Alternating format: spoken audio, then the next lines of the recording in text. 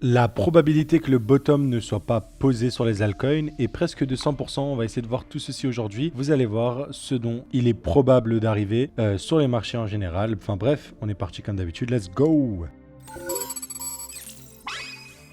Bon, bonjour à tous, on commence par le link. Aujourd'hui, je voulais juste vous montrer ça. Voilà, la config sur beaucoup d'altcoins, c'est ça. C'est un support comme ça, ce qu'on appelle equal low. Voilà, généralement, les structures de bottom, c'est pas comme ça. Je vais vous montrer. Les structures de bottom, vous allez souvent avoir le triple bottom, souvent associé à une accumulation. Donc, vous allez avoir l'accumulation la plupart du temps. Vous allez avoir le double top, mais voilà. En gros, reprise haussière. Donc, on fait un bottom, un low ici, et on continue. Donc, souvent, vous allez avoir ça. Et d'ailleurs, ce que je vous montre là, vous pouvez inverser. Vous tournez votre écran à l'envers et ça, vous aurez une distribution. Et ici, vous aurez un espèce de double top. Cette config, on l'a eu sur Injective. Celle-là, c'est un exemple que vous pouvez trouver sur RND. Typiquement, c'est comme ça que le marché à peu près se comporte. Ici, on est sur quelque chose qui ressemble à rien du tout et je pense qu'on va venir le liquider, tout simplement. Ça, on l'a sur, comment dire, énormément d'altcoins. Si je vais sur le côté d'Ether, voilà, c'est pas exactement pareil, mais voilà, c'est genre une simple mèche. Ça semble pas correspondre au bottom. Et pareil, voilà, sur Solana, pareil, des EQL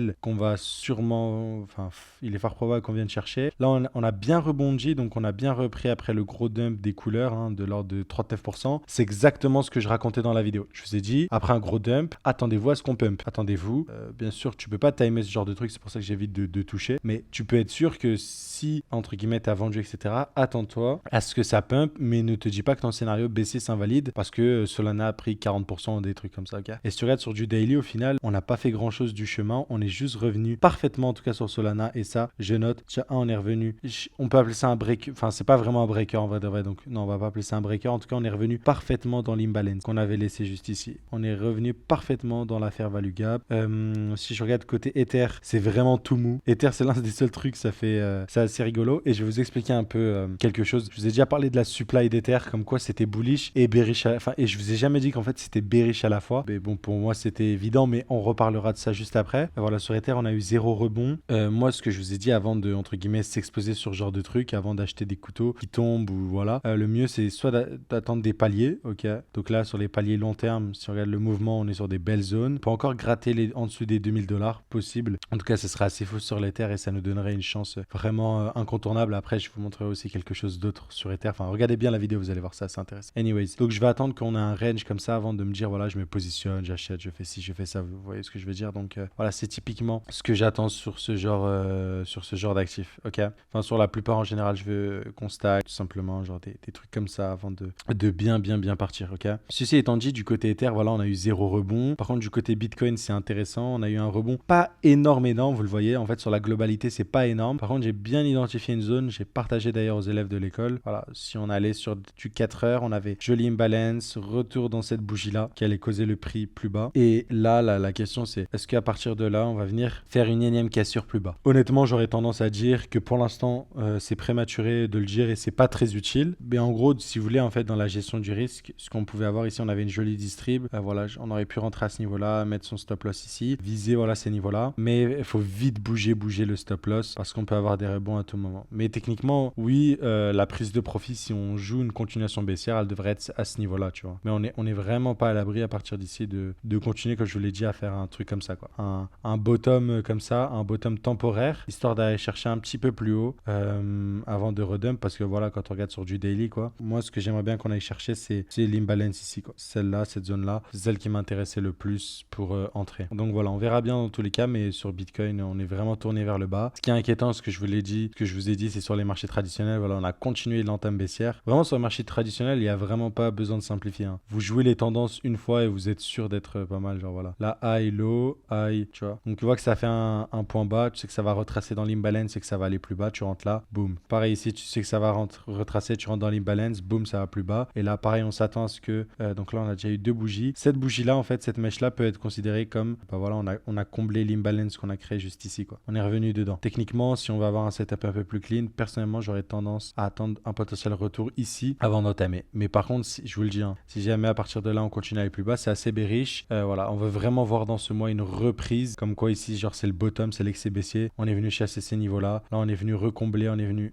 dans une jolie demand, combler des FVG et tout ça. Et à partir de là, repartir. C'est exactement ce qu'on veut voir sur le marché, tout simplement. Parce que sinon, je vous le dis, une clôture à peu près mensuelle sur le SP500 aussi bearish, c'est signal de top. Je trade déjà rarement, enfin jamais même, les setups de marteau, etc. Mais dites-vous que si vous avez une bougie comme ça, marteau, suivi d'une bougie rouge, la troisième est souvent baissière. En gros, si vous voulez, c'est genre ça confirme le... Je sais plus c'est quoi le truc, le nom, enfin bref, à suivre en tout cas, mais d'un point de vue comme ça serait vraiment un très gros retracement et ça nous indiquerait que on devrait aller en fait plus bas que ce niveau-là. En fait, c'est pas bearish, ça veut juste dire qu'on va revenir dans des zones comme ça. Techniquement, autant de baisse sur le S&P 500, c'est pas bon pour le marché. C'est-à-dire qu'on va consolider, on va avoir des trucs. Si jamais à la fin du mois d'août, à partir de la rentrée, quand ça va repartir un peu la folie et qu'on voit qu'on casse ces trucs-là, c'est vraiment pas bon. Donc, j'aimerais bien voir que à partir de là, on arrive à se relever et qu'on casse pas, genre, qu'on clôture pas sur une grosse bougie rouge comme ça et que en plus de ça, on clôture en dessous. Je pense pas qu'on clôturera en dessous d'ici, mais si la bougie rouge est aussi énorme, ce serait risqué. J'aimerais que voilà, sur la LTF, on casse des highs, on casse des trucs très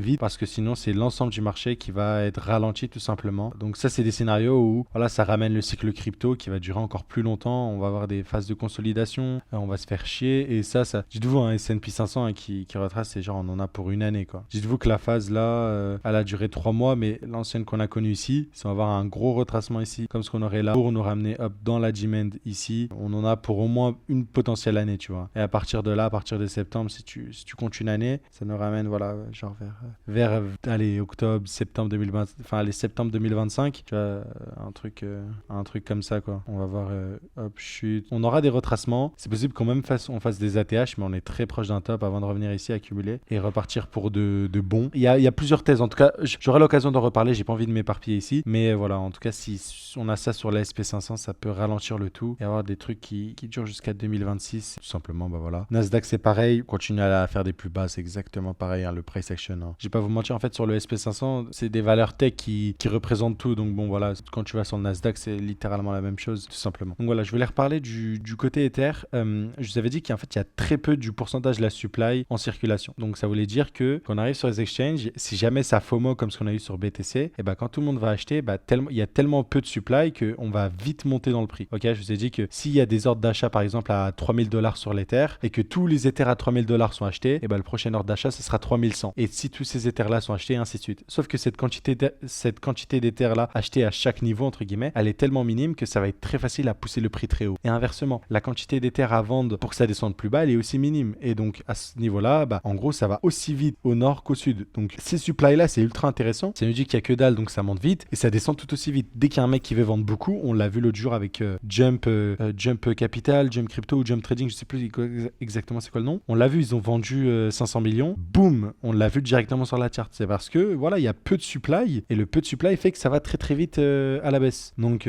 ça, faut pas le négliger. Et c'est pareil sur BTC. BTC, les fondamentaux sont ultra solides. Tout le monde garde ça sur son wallet. Personne entre guillemets vend. Mais si jamais on a de la volatilité court terme, des gens qui doivent séparer, qui commencent à dump et à paniquer, en fait la cascade va aller très vite tellement il y a peu de supply en fait sur l'exchange. Plus le truc c'est que voilà, tu veux un peu l'order book il est vide et dès que tu en rajoutes un peu trop, que ce soit à la vente ou à l'achat, ça fait vite réagir le prix dans les deux sens quoi, tout simplement. Donc ça c'est quelque chose qu'il faut pas négliger et qu'on a vu tout simplement sur l'Ether. Grosse vente massive parce qu'il devait liquider des positions Jump et ben voilà, ça s'est vu directement sur le prix. Donc voilà, ça c'est vraiment quelque chose qu'il faut pas négliger. Maintenant je voulais refaire un petit point sur le Atom, ok. Donc dans la globalité on l'a déjà vu plusieurs fois. Là ce que je voulais dire c'est qu'on est vraiment sur les derniers instants, on est sur la dernière demand, ok. Comme ça voilà, je suis sûr de l'avoir répété de nombreuses fois. Mais en tout cas ça me fait penser beaucoup, il y en a beaucoup en fait qui ont acheté, voilà ce que je voulais dire, voilà. C'est beaucoup de gens ont acheté dans ce range là qui était vraiment pas bête à acheter. Personnellement j'ai acheté du Atom à $8, ça m'est arrivé. De l'acheter à $8, $6, etc. Là j'ai eu le bonheur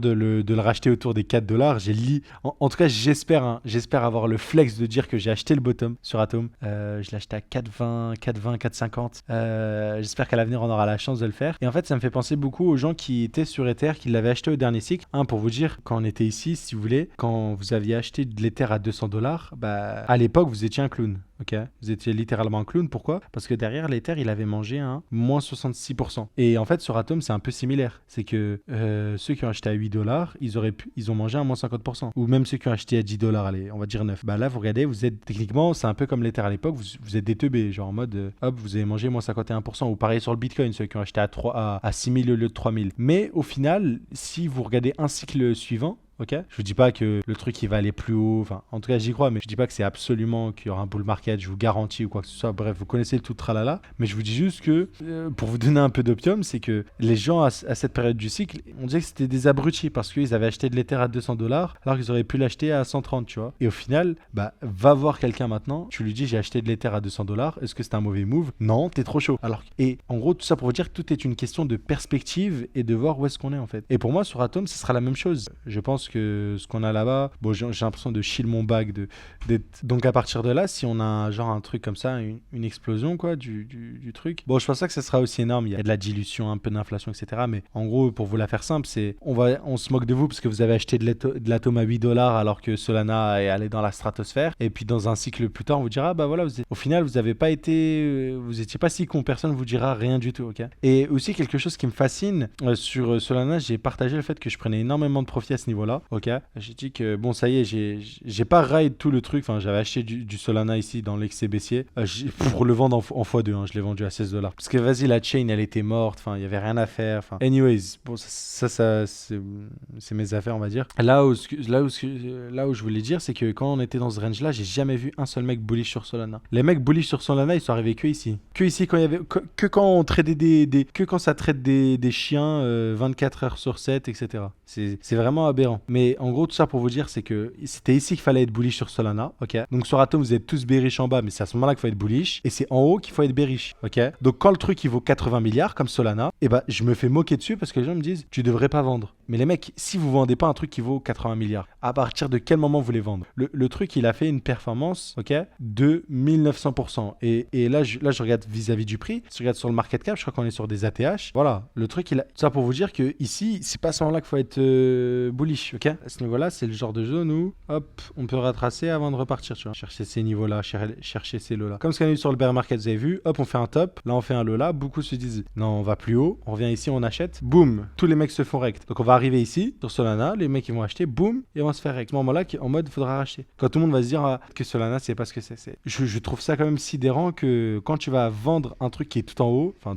on saura jamais c'est où le tout en haut exact, mais tu vas vendre un truc aussi haut, tu vas te faire moquer dessus, on va te moquer de toi, et puis quand tu vas prendre l'initiative d'essayer de buy un actif qui sous-performe et pourtant qui ont les fondamentaux qui suivent, hein, qu'on soit clair, et bah derrière on va te dire bah t'es un abruti. Et ça démontre en fait, c'est vraiment la preuve par A plus B que 90% des mecs qui sont ici, ils perdent de l'argent. C'est tout simplement parce que le consensus général, il est vraiment bête et c'est assez fou. Donc voilà, ça me fait toujours rire de voir que on va t'acclamer parce que t'es bullish Solana quand t'es en haut et que t'en achètes, et on va se moquer de toi quand tu le vends ici. Par contre, pareil ici, quand on disait ouais t'achètes et pareil, hein, moi le premier, j'ai acheté ici pour un court trade, voilà, mais j'étais le premier à vous dire voilà Solana, j'accroche pas trop, tu vois. Et bah les mecs qui ont cru, qui ont acheté du Solana, qui se sont dit voilà les fondamentaux ils sont là, ici c'est intéressant à acheter, il y a vraiment un upside, de la recovery à chercher, au moins revenir dans cette supply là, à partir de là au minimum, et ensuite on verra à partir de là.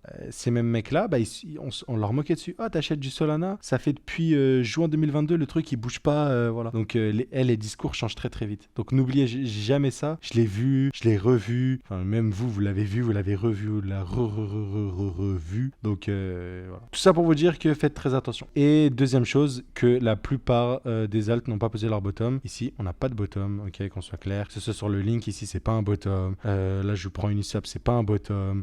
Si je vous prends un tome possible, on verra. C'est une structure un peu c'est une structure différente. Tao, par contre, ça ressemble un peu à un bottom. Liquidation, donc tout ce que je veux voir c'est une cassure là de ce niveau là, mais prise de liquidité, tant qu'on ne casse pas en dessous de ce niveau là c'est pas bearish. Par contre le jour où on casse, attendez-vous à ce qu'on puisse revenir au même, que ce soit les FVG ici, voire même la G-Man, genre à partir des 100 dollars, c'est vraiment pas impossible. Donc on verra bien ce qui se passe sur Tao. J'aime un peu plus la structure, c'est un peu plus une structure de bottom. Sur le NIR on arrive dans la G-Man, c'est notamment ce qu'on a partagé aux élèves de l'école, voilà, on arrive dans ce bloc là, c'est un bloc intéressant. Ici au niveau de la structure en daily, ça ressemble pas trop à un bottom, on peut repartir à partir d'ici, un peu comme ce qu'on a eu ici. Mais voilà, en tout cas, moi personnellement, ce que je préfère, c'est que, en fait, la dernière impulsion, à partir d'ici, genre, on fasse que des hauts de plus en plus haut, un peu comme ici. Et là, ce sera positif. Donc, on verra bien. Caspa, c'est vide, un peu comme Solana. Bah, quand t'achètes, en fait, Caspa, fallait, comme je l'ai dit, fallait être bullish là, fallait être avant-gardiste, aller peut-être ici, peut-être ici. À partir de là, la structure, c'est une structure de distribution. On vient de faire un dump de fou furieux. On a à peine rebondi qu'on est déjà reparti plus bas. Je vous le dis, pour moi, on va chercher ces niveaux-là, voire même chercher ce niveau-là. On va manger un bear market, tout simplement. Ça ne change pas. Les gens dans les commentaires me prenaient pour un fou, encore une fois. Hein. Mais non, ça va breakout. Mais non, c'est bullish. Mais si. Les mecs, il faut être bullish quand on est ici. Il faut pas être bullish quand on est là-haut. Je suis pas là pour dire j'ai raison, vous avez tort, etc. Parce que j'ai souvent tort d'ailleurs. C'est quelque chose que vous apprendrez. Je suis là pour faire de l'argent. Je suis pas là pour avoir raison ou tort. Qu'on soit clair. Mais ici, c'est vraiment du B à bas. C'est des règles de base que vous allez observer ici. Tout simplement. Ici, les mecs sont bullish et les mecs sont bearish en bas. Anyways, casse pas, ça bouge pas. Arwave, du coup, bah là j'aime bien, on liquide des trucs, on casse pas encore en dessous. Légèrement, on va dire. On va voir. On a toujours des zones à supporter. On est revenu parfaitement rebondir dans cette supply, cette demand-là. J'espère qu'à partir de là, on va repartir. J'aimerais pas qu'on vienne creuser plus bas. Vraiment, ça me dérangerait qu'on revienne jusqu'à ces demands-là. Ça me casserait la tête, je vais pas vous mentir. Donc ouais. À voir sur Arweave. Très très bullish sur le projet overall. AAV, pareil, dans un range. C'est ce qu'on aime. Pour moi, AAV, c'est très très bullish aussi. À suivre. Et je pense qu'on a déjà fait le tour pour aujourd'hui. Et puis on se retrouvera demain 6h30 pour une nouvelle vidéo. N'oubliez pas de vous informer sur l'école si jamais ça vous intéresse d'apprendre les smart money concepts. Ça serait avec plaisir de vous accepter au sein de l'école et de vous apprendre ces concepts-là afin d'espérer vous rendre indépendant et de vous inculquer une compréhension du marché. Pas être un teubé qui achète en haut, qui est bullish en haut et bearish en bas, tout simplement. Allez, je vous dis à très très vite. Ciao, ciao les gars.